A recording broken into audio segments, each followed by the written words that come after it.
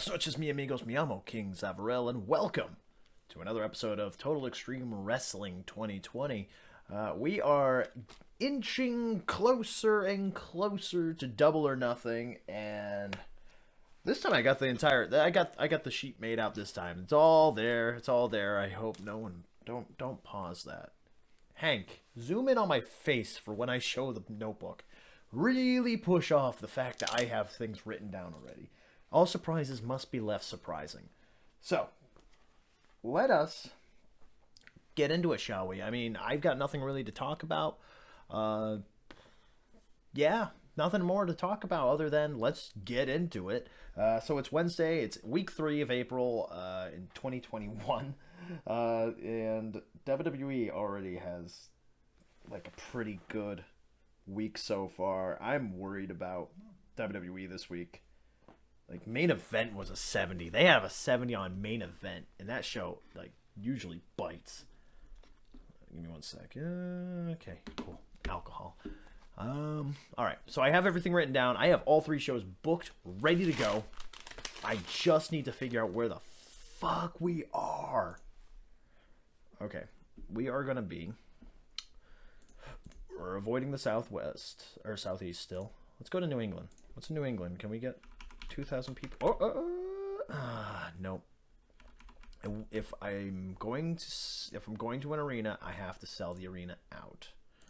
I'm not going to Puerto Rico. There's nothing there apparently. We're avoiding the northwest as well. Southeast is like what I said. We're avoiding southwest.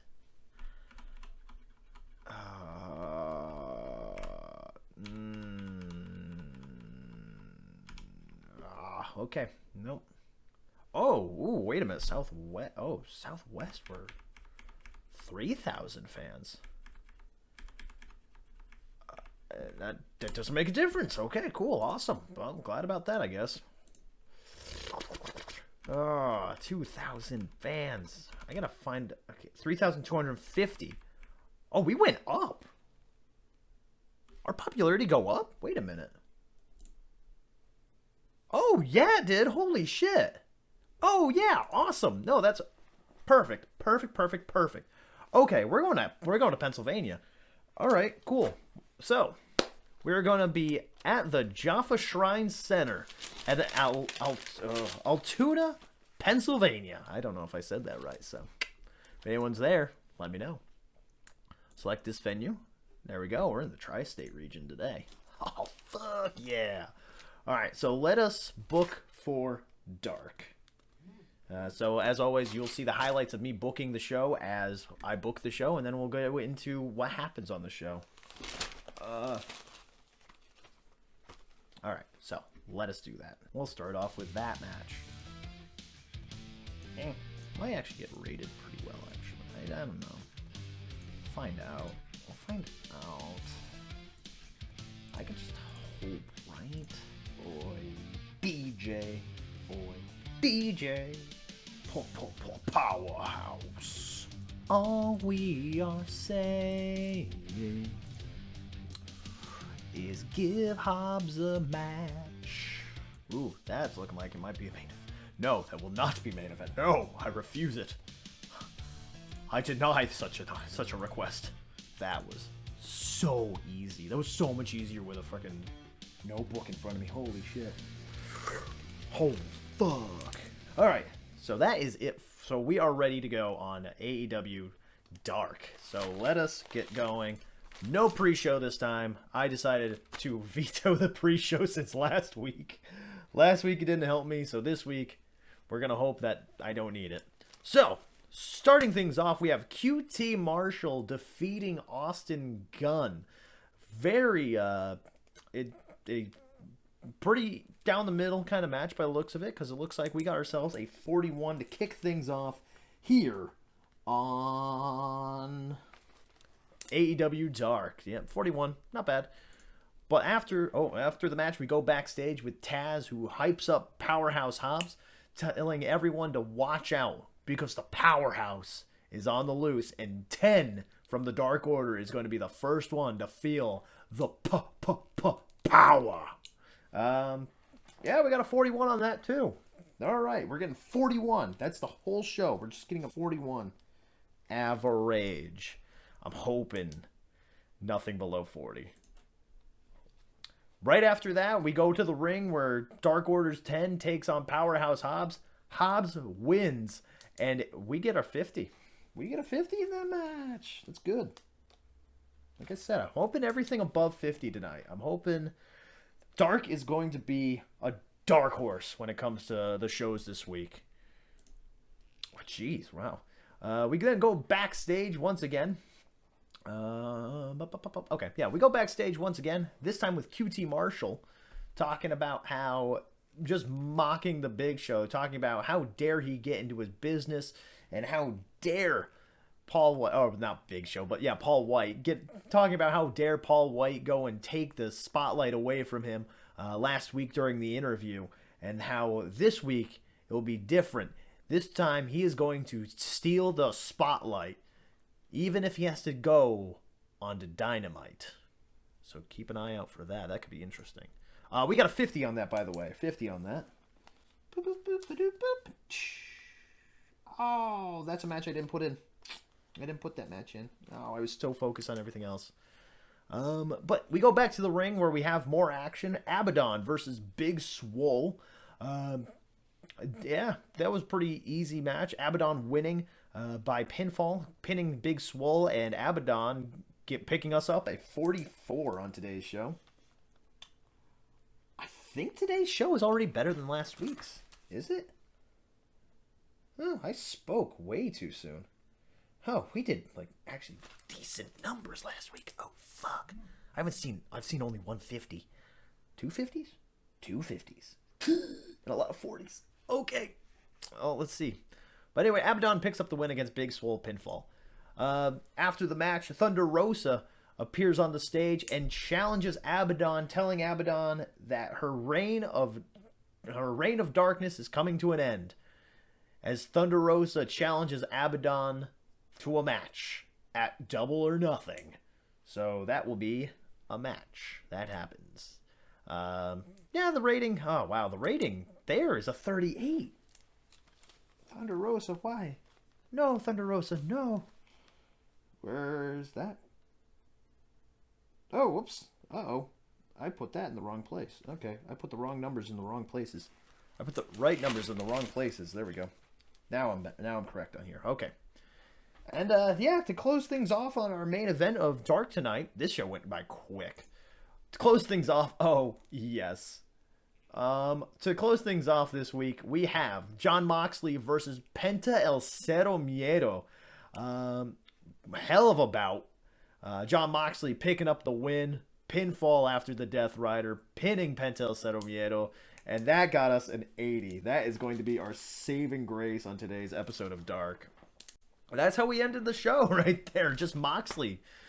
Mox is like my golden god here on Dark and Elevation, because it's just like, oh man, you know what? The numbers are kind of low this week. Let's shift the numbers in our favor. Get Mox out there. You know, so let's take a look at what we got as a final on AEW Dark.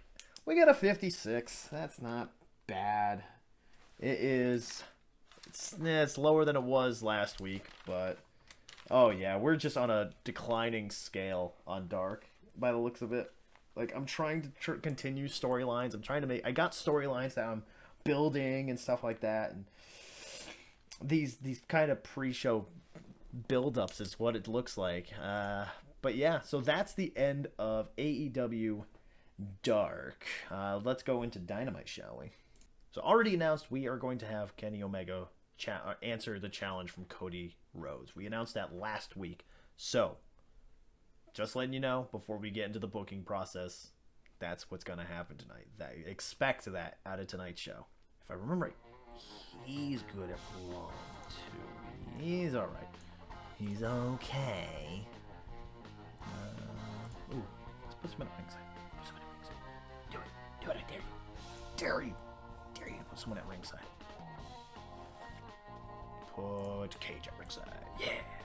It's the people's fault again. I see you. Oh, Wait. Oh. Wait. Oh, you bastards.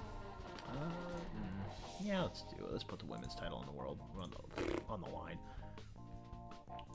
I like putting title matches in places. Now I'm worried about if I have enough time. I have a lot of matches put in. I have a lot of stuff put in here. I apparently felt productive the other day. No. Fine. Maybe. I can make them love each other. No, probably not. Okay. Oh, no. I was right. One of these did go over. Fuck. So, AEW Dynamite. Shall we take a look at this now? I feel very strong about this show, actually. I feel this is probably the best show I've put together yet. But let's see if the game agrees with me. So when we hit start show. Starting things off. Fuck. Oh, I didn't give it enough time. Oh my god. Okay, well, shit. I put SCU versus the Hybrid 2 in our opening contest where SCU wins by pinfall. Oh, I didn't know that I needed to put it. I forgot I needed to put it in for a special amount of time. I put it in for like 10 minutes, and it should have been like a 15-minute match. I fucked up. But anyway, well, that match got us a 45 to start off our show. Oh my god, I've never doubted so much after so much confidence. But right after that match, we go into more of a match because we have, for a qualifier for the casino ladder match at Double or Nothing, qualifier match, Scorpio Sky versus Ricky Starks. Scorpio Sky getting the win, and not only getting the win, but also getting us a lovely 53 rating on that match. There we go. We're going upwards now. After that match, we go backstage where Eddie Kingston says that he's sick of waiting for his turn. He's sick of waiting for anyone to give him a chance. It's time for him to bet on himself, just like he did when he first came to AEW. It's time to start whooping people just like his good buddy Mox is doing over on AEW Dark and Elevation. And yeah, he is ready to go. It's Eddie Kingston giving us a 60. I'm hoping that all of this is giving him a lot of popularity because it looks like he is. It looks like he's really getting up there with people. And I'm all for it. I'm all for him really breaking out. Nice. So we have ourselves our next match. We go to Matt Hardy versus Christian Cage, a classic back in the day. Classic feud back in the day where Christian Cage gets the win, pinning Matt Hardy, and that got us a 69. Nice. Here we go. The show's only going upward. The show's only going upward now, right? Oh my god. Yes. Oh yeah, it is. So then we go backstage with an interviewer talking to Maxwell Jacob Friedman, MJF. MJF goes and says that it felt great spitting in the face of Sting, and it felt great punching his good friend Tony Schiavone in the face last week, and that it is his time to put the old dogs down. He challenges Sting to a tag match. Him and any old washed-up has-been to a match against him and Wardlow at Double or Nothing. And as a little preview, he says he's going to fight another one of the old dogs that has infected the AEW roster. He's going to fight Billy Gunn tonight. Let's see if he makes good on his word. And it was an 86. That is so good. Great job. That is so good. We go into the ring where MJF beats Billy Gunn by submission, most notably with the Scorpion Deathlock, Sting's own finishing maneuver, using it to put away Billy Gunn for the submission victory. And that match got us a 63. I'm still really confident about this show. I'm now re-confident about this show, in fact. I'm re-confident. We then go backstage where Miro is talking about how he has destroyed Darby Allin to the point where Darby Allin isn't even in the building tonight. After last week's attack backstage when he put him through a wall, Miro then says since Darby is not around to go and give a open challenge, he shall put his own open challenge out to anyone in the world next week on AEW Dynamite. That segment got us a 75. Oh, yeah. Ooh, man, I don't think we're taking out Raw, but we'll definitely beat main event with Dynamite. Ah, curses! So, well, that's definitely something to learn right there. So, we go back to the ring with Riho versus Penelope Ford. Riho is going to try and prove to us, or trying to prove to herself that she can win the triple threat match that has been booked for Double or Nothing. It's going to be Riho versus versus Awesome Kong versus Hikaru Shida for the AEW Women's Championship. Riho versus Penelope Ford tonight, however. Riho wins with pinfall. However, that match got us a 37. Oh, no. We then go backstage once again where Matt Hardy goes and makes it very clear to Christian Cage that he doesn't want to keep fighting Christian Cage. He wants to unite with Christian Cage, in fact. Just like the old days. Two buddies once again hanging out. Or tag teaming once again. Or tag teaming together now in a new company. Taking over the entire tag division. And he gives him a choice. He says, Christian, you can either join me. Or I have, but you can join me. Or you can see how much money I have that can make your life miserable. It's your choice. That segment got us a 65, and we'll find out. We'll find out throughout the month if Christian Cage chooses to join Matt Hardy or not. Like I said, 65. We then go to the ring, where we have ourselves a AEW Women's Championship match. It is Nyla Rose trying to take the title away from Hikaru Shida. Hikaru Shida winning by pinfall and also getting us a 45. Well, hey. 45. Okay. Well, I'm really trying to get that match over. I'm really trying to find anything that will work to get that match up there in a couple notches. I'm really struggling with the women's division on these. I'm really hoping that I can put something together that's really gonna click at some point, but we'll find out. Then we go backstage where we have Anna Jay ranting about how, or talking about Britt Baker, how Britt Baker attacked her last week, and that she hopes that Ty Conti destroys Dr. Britt Baker at Double or Nothing. She hopes that she absolutely obliterates Dr. Britt Baker, and not only that, she hopes that when she is once again 100% fit to compete again, that there's just enough of Britt Baker left for herself to get revenge. That segment got us a 35. I'm trying,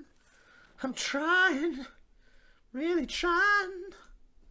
We then go to the ring. Once again, we have Hangman Page versus Carl Anderson, the final qualifying spot in the casino ladder match.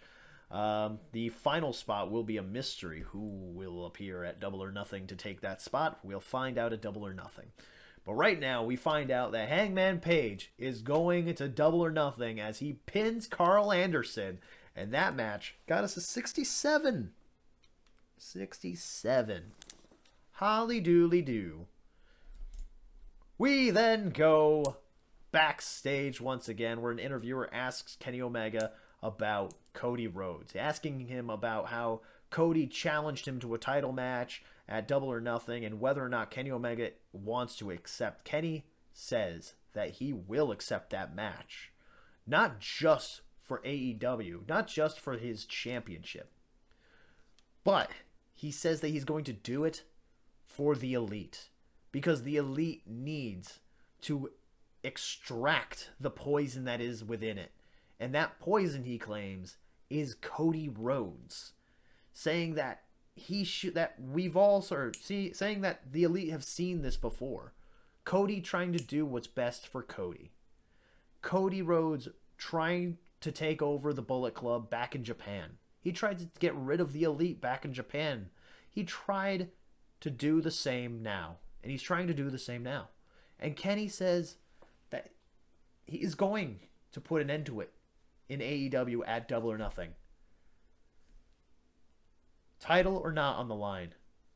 But most preferably, he wants to humiliate Cody and beat him with the title on the line. That got us an 84. That got us an 84.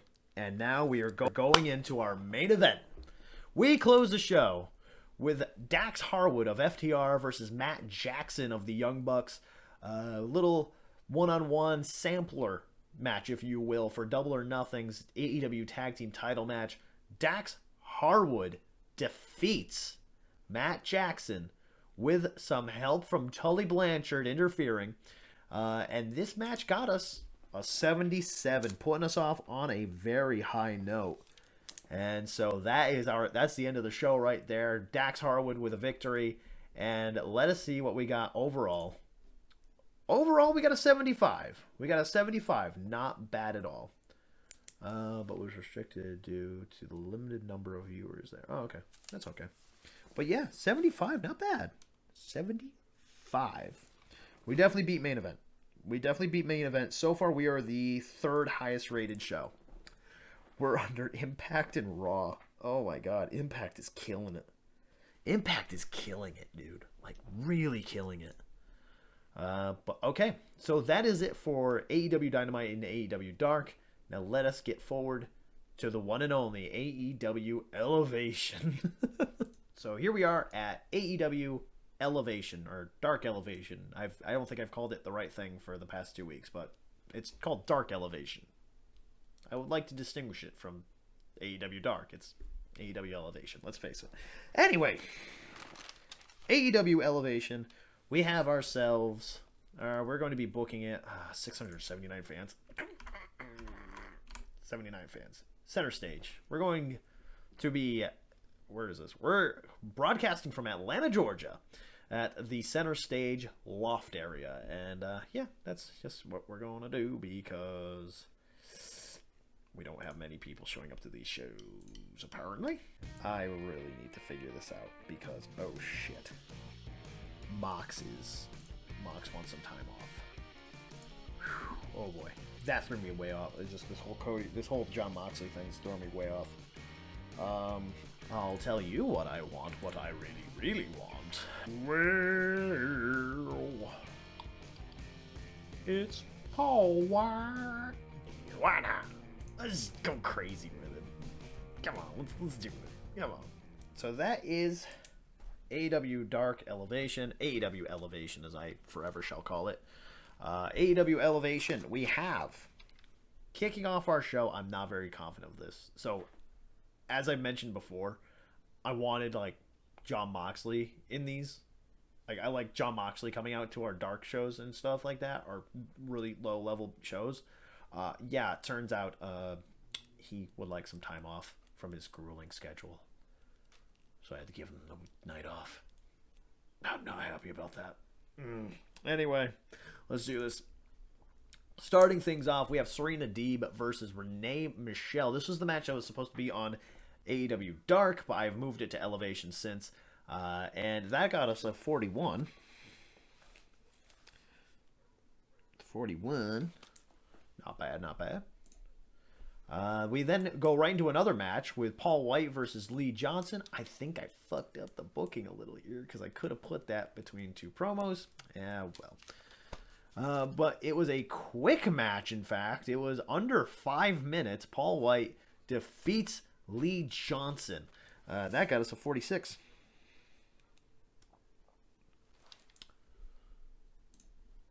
We then go backstage where Jake Roberts is talking about how Lance Archer is about to be unleashed tonight.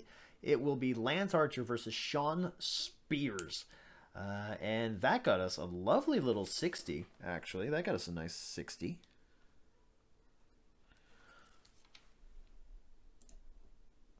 We then go back to the ring. Jurassic Express versus Matt Sydal and Mike Sydal, the missing Sydal brother in my mind apparently, because I keep forgetting his name's Mike Sydal. And Jurassic Express get the win by pinfall, and it is a 44.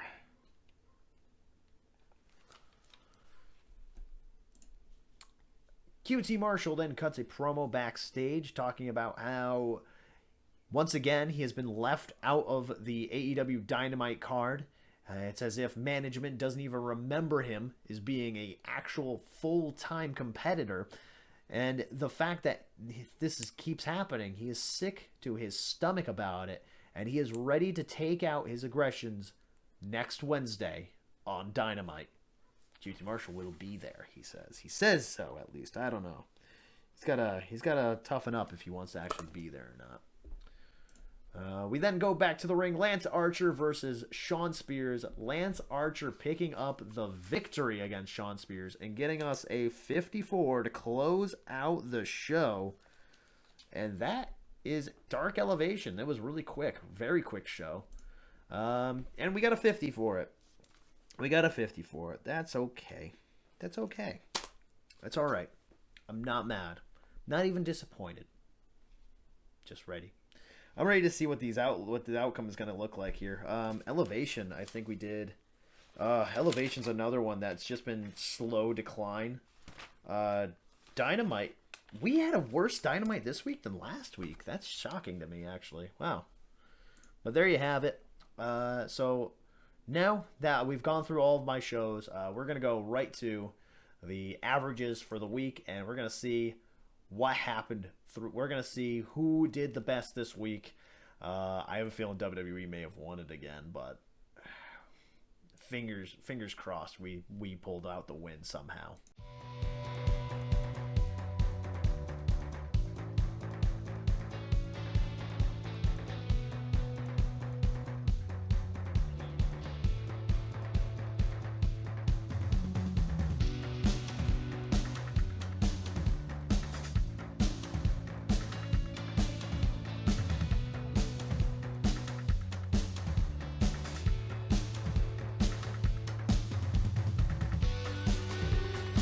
That is all for today's episode. Thank you for joining us today for Total Extreme Wrestling 2020 for this week.